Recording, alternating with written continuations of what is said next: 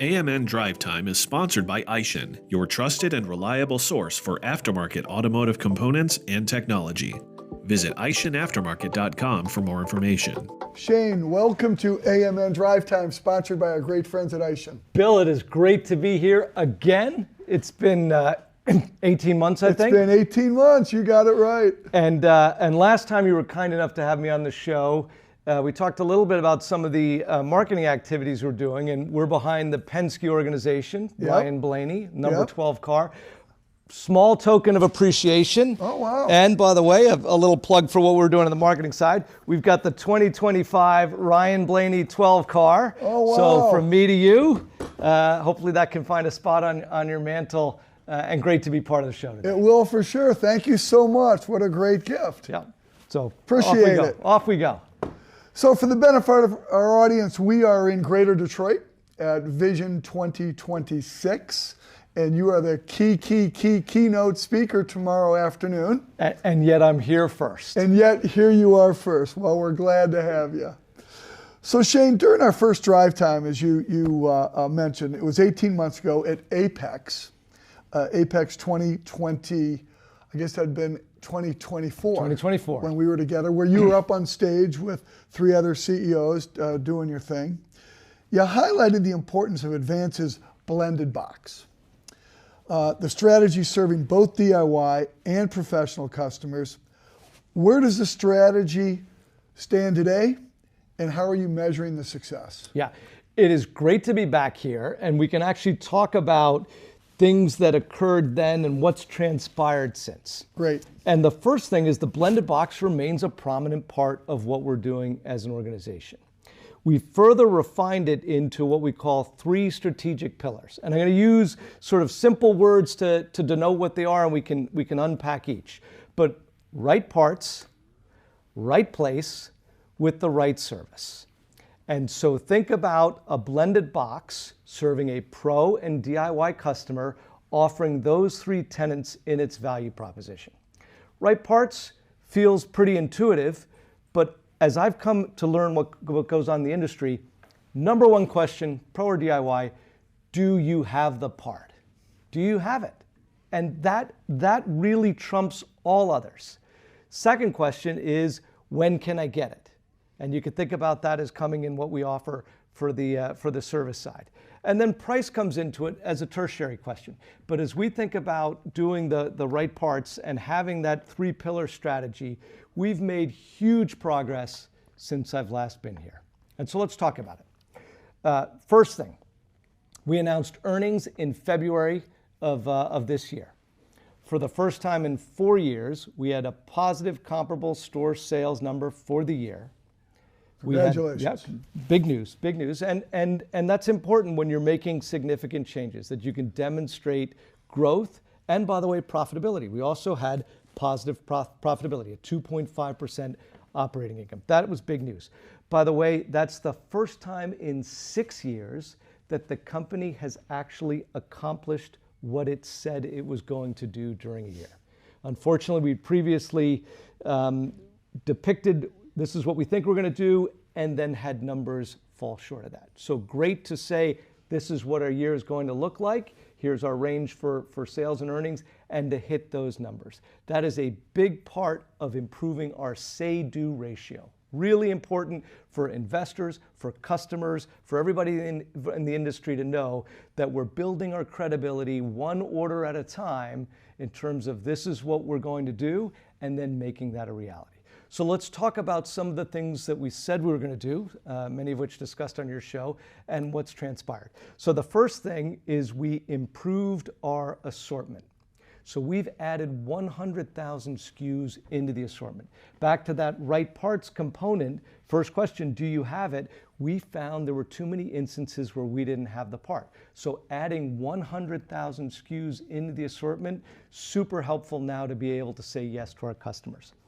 Second thing, we completed most of our DC consolidation. So huge progress here. When I got to the company, we had 50 DCs, 12 were Worldpac.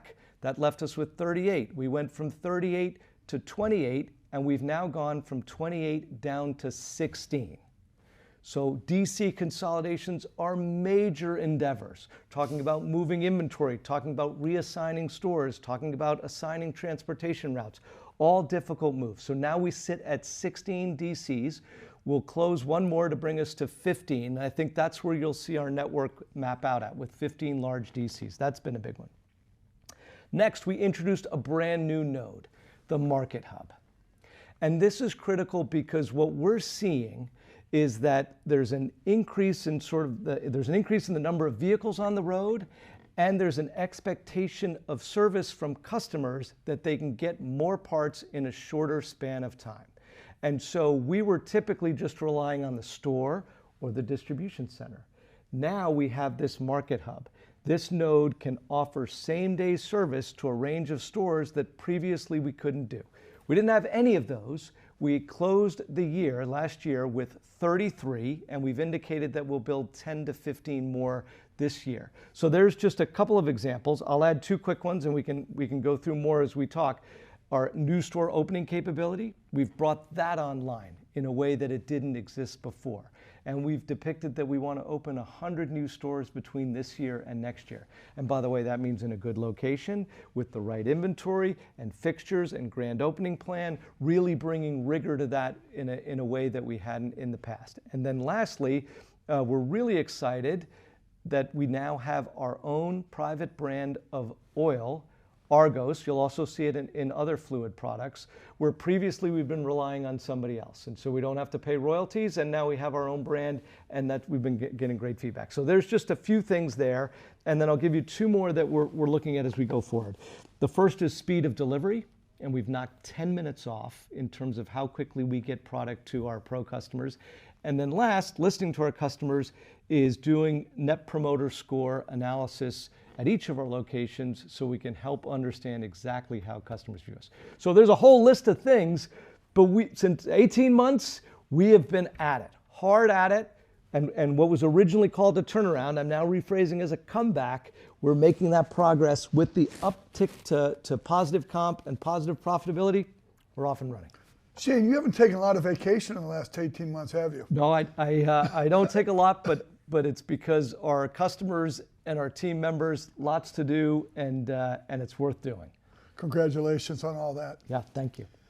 So you mentioned the value of employee feedback during visits to advanced stores, and customer feedback when you're visiting shops. The guy's throwing away the box, right?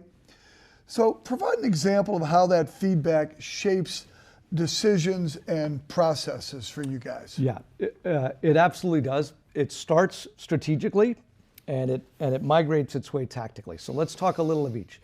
Strategically, we rolled out the inverted pyramid.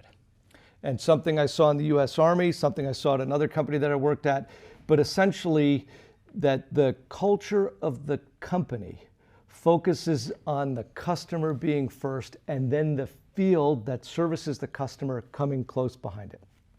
And it sounds like it's just rhetoric. And you would say, well, lots of companies articulate that the customer comes first, but you'd be surprised the degree to which activities in a headquarters don't reflect that. And good, well-intended functional areas don't bring about plans that truly help the customer with what they're trying to do. Remember those three key questions. Do you have it?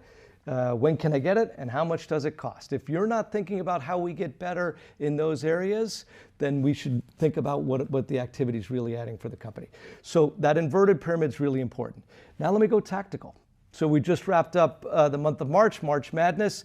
In that month, I saw team members in Virginia, the Carolinas, New York City, Florida, Puerto Rico, out in stores and with customers all the time, because they will give you the front line from a team member perspective. They'll give you unvarnished feedback, and a customer certainly will as well. They'll tell you exactly what's working and what's not. And so one of the things we heard is, you're not investing in your stores. So we spent $90 million since we've last chatted in our stores, touching 1,600 stores.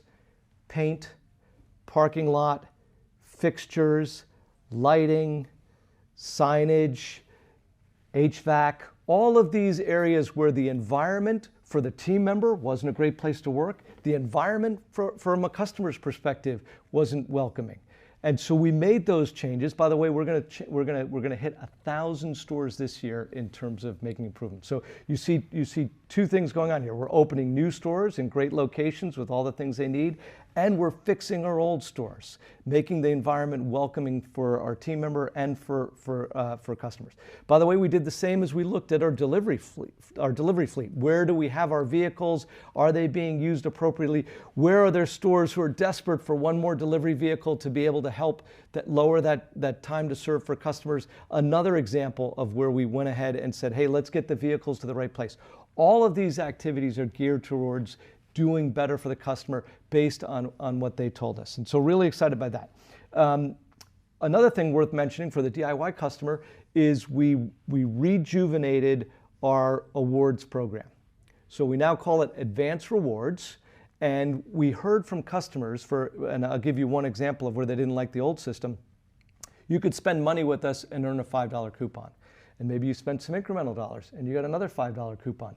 We wouldn't let you combine the two coupons and save $10 on your next purchase. We'd say, oh, you could save $5 today. Come back again next time and you could save $5. So people were furious with that. They said, I've earned this money from you and now you're making it hard for us to put it to use. So we made changes like that. We were paying money for a fuel rewards component that people didn't value. People weren't saying, gosh, I shop at Advance because I can save 10 cents at the pump down the line. So we put the oomph in the program towards getting you recognized in terms of what you spend with us and getting you value back for that. And that's been a huge lift. So there's some examples strategically, inverted pyramid, tactically being out in the field, listening to customers, and then improving the things that they value, and most importantly, making that store environment a good one. All things going on.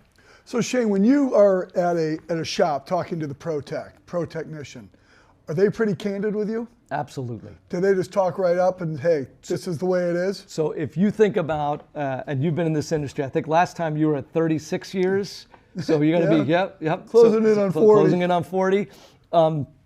If you're running Babcock's Automotive and you got 3 bays and 3 techs and somebody helping you with the books, your entire livelihood is steeped in how this shop performs. So the last thing you're going to do is dance around with, you think the rotor pricing's too high, or you're having you want battery delivery to be faster, or whatever it is, you want to make sure you got multi-packs on coils. You're going to tell me exactly what we're doing well and exactly where we're not getting it right. And I think that's great. And we welcome that feedback. And that's part of that inverted pyramid where we're listening to the customer, and I think this goes certainly in automotive with the example we were just talking through. I would say it goes in other industries too.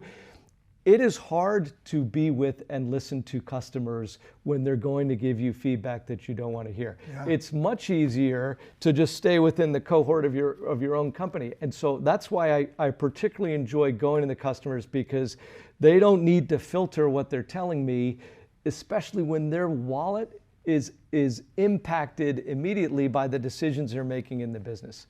It's also, by the way, why they also look to us for solutions. And I think about things, whether it's the credit we're providing, the delivery, the quality of the products, but also the capabilities, the advice of our outside sales team members. We call them CAMs, and our programs like TechNet, where we just boosted the reimbursement rate for labor, for warranty work, and also the ability to provide a warranty where you can fix a car in Florida and the guy or gal can break down in South Carolina, and you can know that car is going to be fixed because they're part of the TechNet program. So lots of ancillary capabilities that pro customers who wouldn't have the resources say, hey, that's important to me and I appreciate it. They're not giving you any candy-coated version. No, just like you wouldn't either. And I think, by the way, that's one of the things I like about the auto industry, right? This is a business, people fixing cars, people driving cars, car enthusiasts. I think, there's a lot of camaraderie, which I've come to really enjoy. There is. But there's also, it's a very honest and frank line of work, and I enjoy that too. So as Advance balances rapid store growth, you said up to 100 new stores annually, right? Mm-hmm. And you kind of touch on this. With distribution center consolidation, what role are the market hubs? You touched on it, but what role are they playing in elevating service and operational efficiency? Yeah, great question. And let's go deep on the market hub. So we didn't have them. Right. So if you were ordering parts from Advance, we'd have 20,000 SKUs in a store. And if the store didn't have it, we were going to have to pull it out of the DC, which means you're either waiting for replenishment, and then we have a program called PDQ where we can push parts more individually out of a DC. It's expensive, it's time consuming, and nothing beats having the part in the market. So we realized we were missing a node that would have more parts closer to the customer. So we said, hey, let's do these market hubs. Now, store has 20,000 SKUs. Market hub has 75 to 85,000 SKUs. And the goal is they can get to a store same day, often multiple times a day. So think about a cohort of stores, 50 plus stores being supported by a market hub where you've got a car and a lift and you need a part and we can now get it to you. Whereas in the past we'd say, ooh, we got to see if we could pull it out of the DC. So we didn't have any of them. We start opening them and what do we see? We see sales lift and we see positive feedback from customers. Hey, it's great that I can get that drive axle from you that in the past wouldn't have been in my local store. And by the way, think about the complexity and number of cars on the road, right? Yeah. That's only going up. And so to be able to service those customers same day, really, really making a difference. So we started with none. We're now at 33. We'll add 10 to 15 this year. We've put out publicly that we'll do 60 and then review what we do from there. Where could we add more potentially, and we'll cross that bridge when we get to it. But so far, we really, really like what they're doing, and the feedback internally, externally, all very positive. What's the goal to get a part delivered? What time? How quickly would ideally? 40 minutes. 40 minutes? Yeah, so I think if you're 40 minutes or under, that constitutes good service from a customer. And here's how I think about that. Both feedback from we have large national account customers who can provide that feedback to us. They measure it, we measure it too, but they've told us, hey, you guys are right where you need to be when we're at that 40-minute threshold. A little below is helpful too. And so that's important. The second thing is just go back to a tactical example of a job. I'm looking at this job here. Maybe you need a new starter. I've identified that as the issue.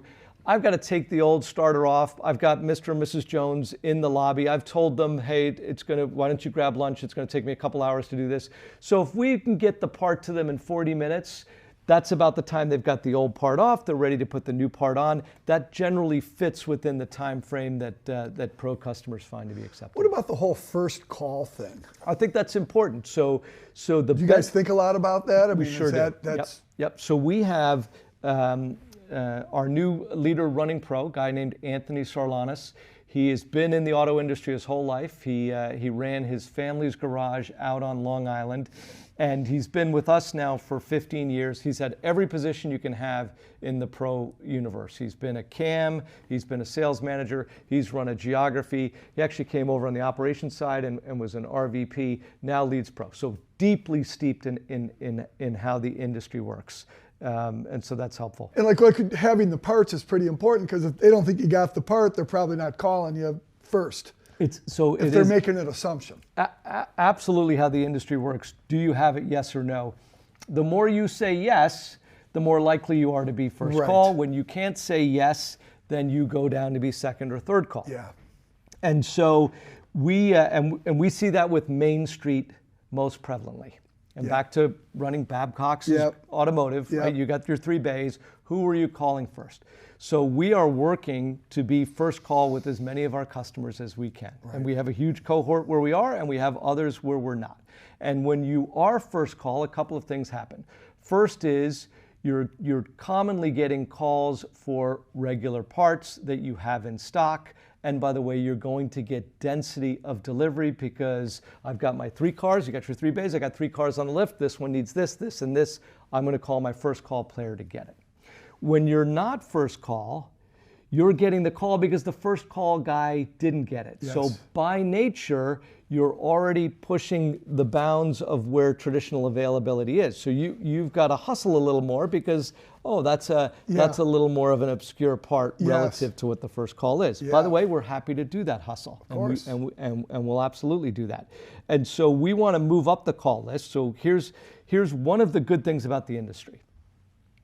There's so many cars and so many parts. that nobody will have them all. Nobody has all the parts.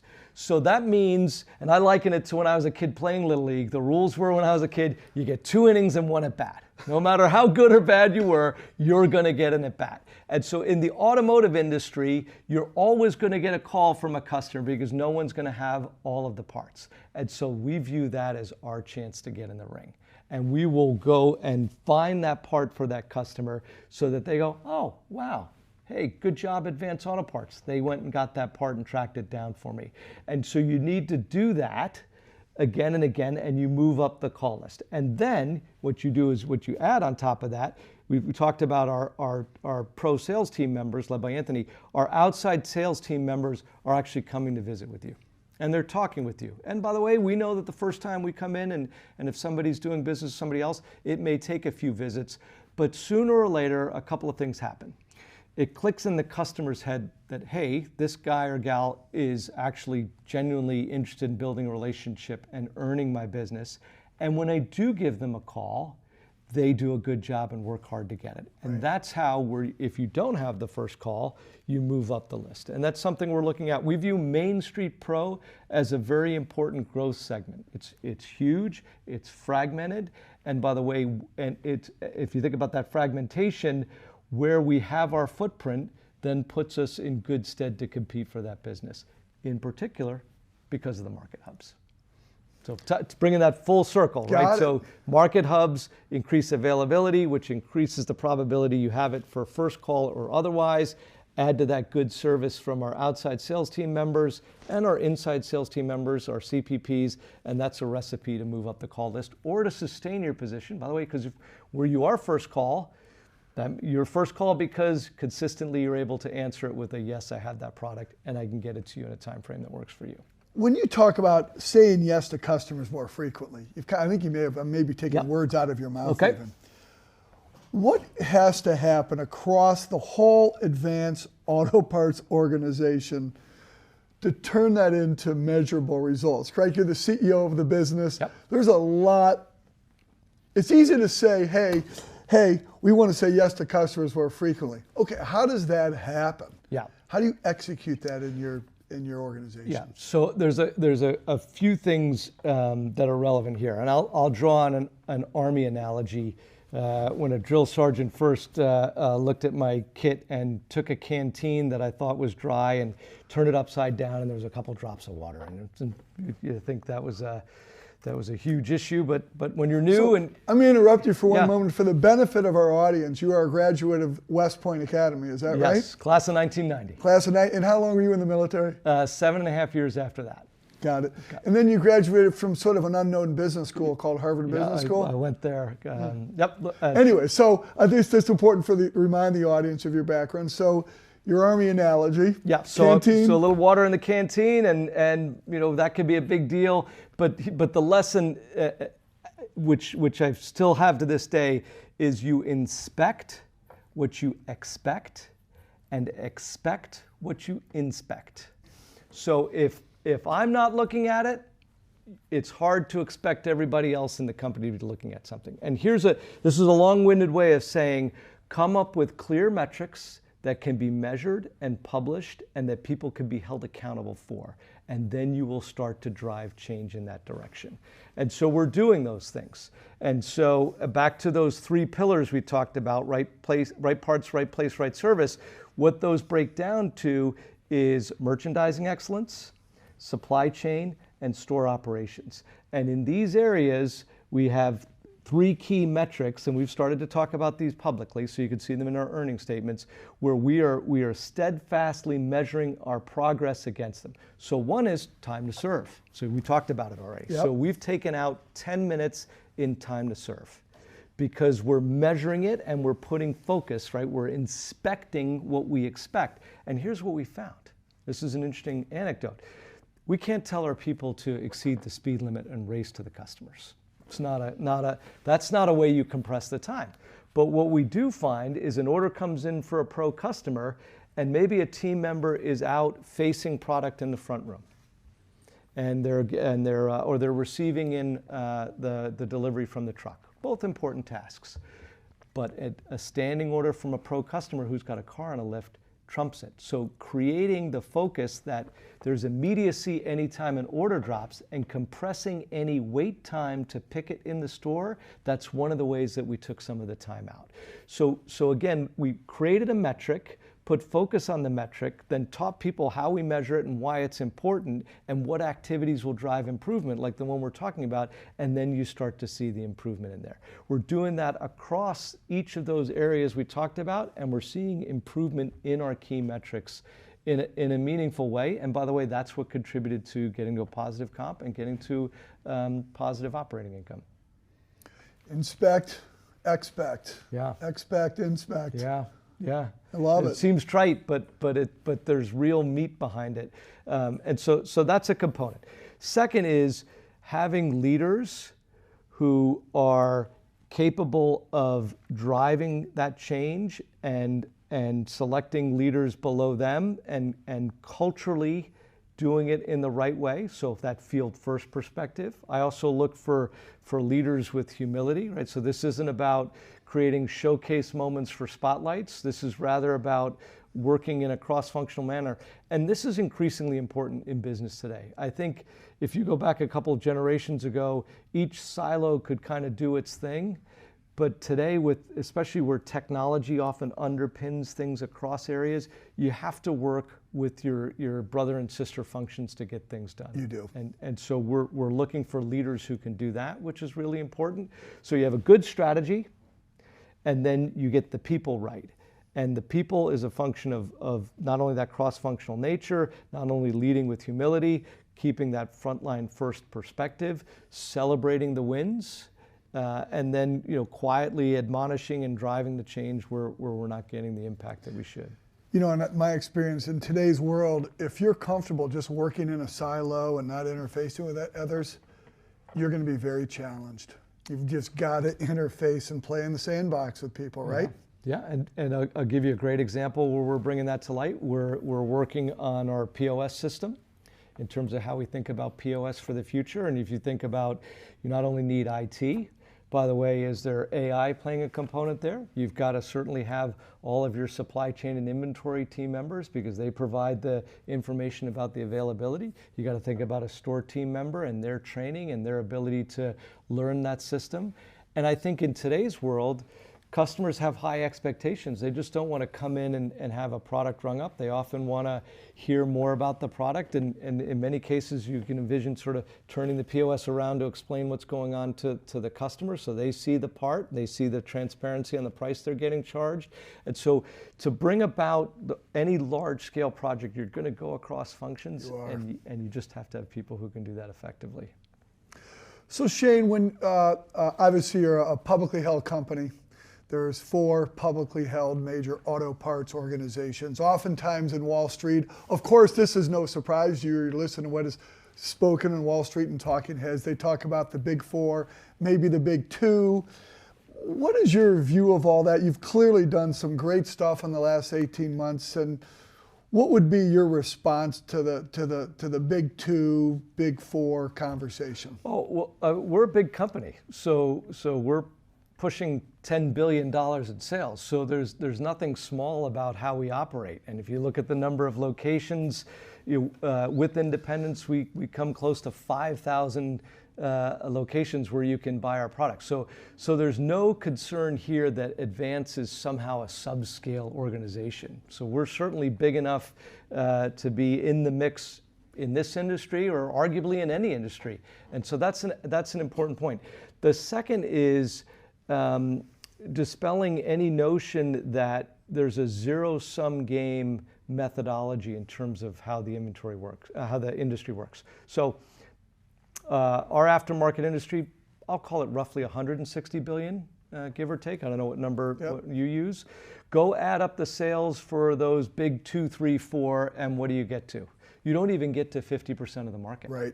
So there is runway aplenty for Advance Auto Parts to be successful without having it to come explicitly at the expense of any of the other organizations. And I think that's a really important point. There's fragmentation.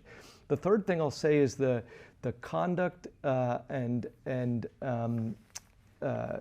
sort of history of the industry, number of vehicles on the road, the miles driven, the prospects for the future. This is a growth business in terms of where it's going forward. Electric vehicles haven't proved to be the huge boogeyman that people thought they were. So you have great industry backdrop, fragmented industry, still top 4 players, under 50% of the market, Advance at 5,000 locations, give or take, inclusive of independents, Advance at sufficient scale to be able to affect and execute against key policies, all bode really well for where we're going.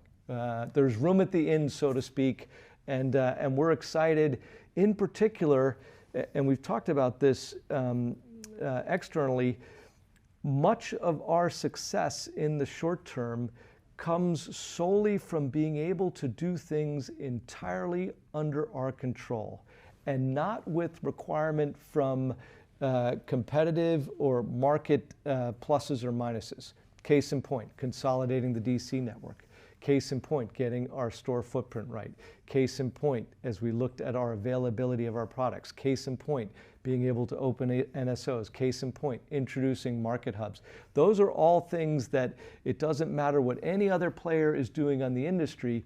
We know if we do these things, we'll get better and we will see better results. And from the progress we've made thus far, we have seen improved results. So really excited about where we can go at Advance Auto Parts and early days in the journey relative to what we can do long term. Sure, and on the blended box program, do you weight that WEIGHT versus the Pro versus the DIY? Is that, where is that your ultimate goal for that? Yeah, so we sit about 50-50, and I think that's important. And by the way, that number can breathe either way. I think DIY in general in the industry is viewed as a little bit more profitable because pros are typically going to say, hey, work with me a bit on price. Sure. Well, they got the volume too. And I think that if I just look societally, I think that the pro side of the house probably stands to grow at a faster rate. And I only say that because when I was a kid, auto shop was part of what went on in school. Sure. You don't see auto shop as prevalently. Kids today don't, wrench on cars. And by the way, even where they might have an interest, go ahead and do an ADAS calibration because your alignment's out. I mean, the sophistication of the equipment you need and the engine and car you're working on have gone up. That creates some barriers to entry. So I think Pro probably grows a bit faster, and we want to be participating in that. So could we end up leaning a little bit more pro-centric, but not because we're disinterested in either. We want both pro and DIY business. Yeah, tough for a DIYer to do an ADAS calibration. Yeah, no one's doing that. But here's what we are seeing. As some of the consumers have faced some headwinds with inflation and $4 gas is out there, we're seeing people come into the stores and say, hey, I'm going to change my oil. It's my first time doing it. What do I need? And we love that. We love to be able to help people on their first journey. And we talk about what a crush washer is and why you need it. Because there's some folks who I think would just unscrew the cap and put a few quarts in and say, like filling up the car with gas. Right. And so, but you could see the gears are spinning because if you were going to other places where an oil change can be pretty expensive these days. The idea that you can come to us and we always have great bargains, both with the branded products, think Mobile, Shell, Valvoline, Castrol, but also on our Argos brand. You can pick up an oil and filter at a great price. We'll help you with the rest if you need the drain pan, and off you go. We're seeing a lot of people say, hey, I'm going to try this now. So as you look at the outlook for Advance in the aftermarket overall, right, what do you see for the next 6 months? So for the end of 26, and what does your crystal ball say for 2027? Yeah, so never been... And feel free to talk beyond that too. Yep. Never been more excited about where we sit as a company than I am today. And we have an annual meeting every year. 2,000 people came this year, hundreds of GMs, and to see the initiatives now starting to take hold. Those 3 pillars, the inverted pyramid, seeing people really subscribe to what's going on in the company. We have a lot of statured veterans who've just, they've been hanging on. And I had people come up and say, it feels like we're really making it go this time. And by the way, one of the things we did is we went back to Advance's legacy cultural underpinnings and expressed through Inspire, Serve, Grow, and we've rolled that out as well. And so taking a little bit, we say going backwards a little bit to go forwards, which has also been really well received.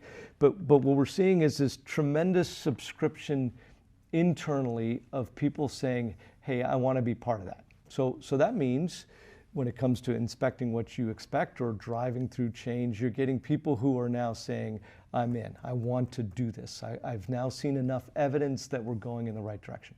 Okay, so to your question, how does it manifest? We put out guidance for the year.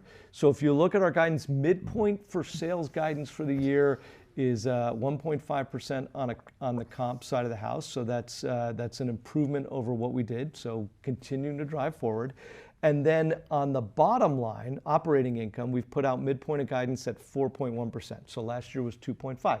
So one of the things that I think is important that we're tempering people is that we didn't get here in a minute, and we won't race out of here in a minute doing these major tectonic plate movements like consolidating supply chains. By the way, infusing merchandising excellence, improving time to serve, improving availability. I think really important. Our in-store availability went from low 90s to now high 90s. So the chances of the product being there has gone up, those new SKUs.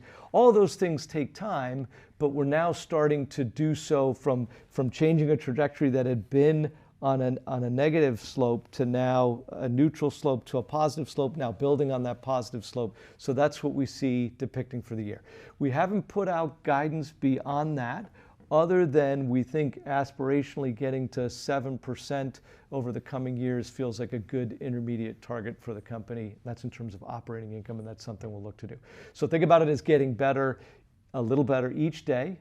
By the way, staying on strategy, being willing to make tough calls, create a good culture where people feel like they're part of something, have leaders in the seat who lead from the front, and those are all sort of cumulative steps going on behind the scenes to make that happen.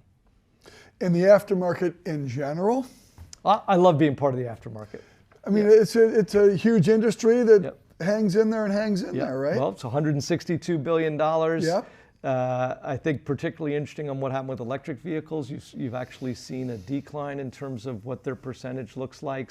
The fact that Americans love to drive, and I think it's just sort of a staple part of our society, is that the American road trip, or and I think about my own experience growing up, the freedom of being able to get in your car and go do things that are important to you, inside and outside of work and family and friends. I just think that continues to be. The other thing is, and we touched on this earlier, I was working the counter the other day, a guy comes in and says, hey, I need an oxygen sensor for a 2003 Honda Accord.